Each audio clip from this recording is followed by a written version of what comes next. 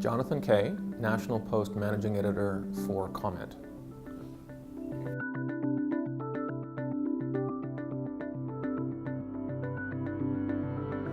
What's changed is that it used to be very much a print operation, and then we would think about, well, what content from the print edition do we want to put on the website?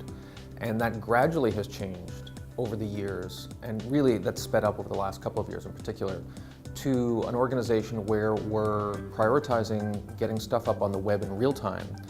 And then at the end of the day, often it is kind of a cataloging process of what the best stuff on the web was for the print edition.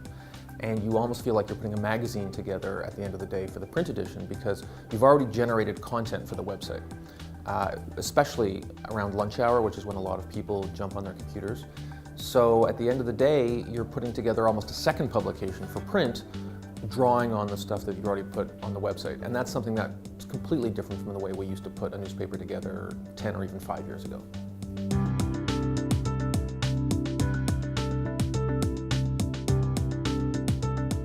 A journalist 10 years ago, I think, was much more similar to a lawyer or an accountant in the sense that they often would come to work with a single dedicated task. A case they're working on or a story they're working on. Sometimes they would have the whole day to work on a story or a whole week or a whole month. So they would research that particular story and write about it. Much as I did when I was a lawyer in my previous career. I would research an area of law and maybe write a memorandum about it. That changed because there simply wasn't enough profit to sustain that many journalists. And so the journalists who kept their jobs were the ones who could do 2 or 3 or 4 tasks at a time, do multiple stories during the course of a day. And when they came to work at 9 in the morning, they didn't necessarily know, I'm going to work on this one big story. And even if they were only working on one big story, they might have to do different facets. They might have to do a sidebar. They might have to do a blog. They might have to do a video interview. They might have to promote the story in the social media.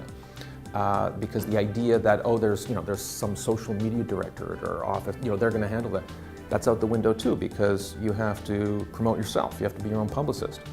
So the difference between now and 10 or 15 years ago for a journalist is you have to come into the office, jack of all trades, be able to work at multiple stories simultaneously, be able to promote your own stories on the social media, provide value added on the web for stories that you may have written for the print edition, and find different ways to attract readers. Because simply coming into work and writing a single story and going home, which is the way I came into the business 15 years ago, doesn't work anymore.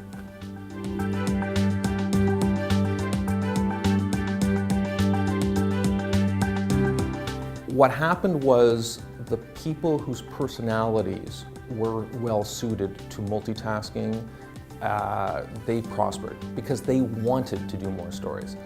They didn't want to have to hang on their managing editor for story assignments.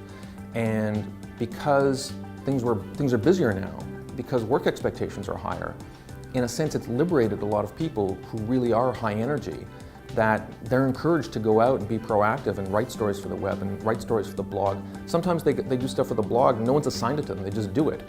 And the people who are self-starters, who love writing for the sake of writing, they're the people who are prospering.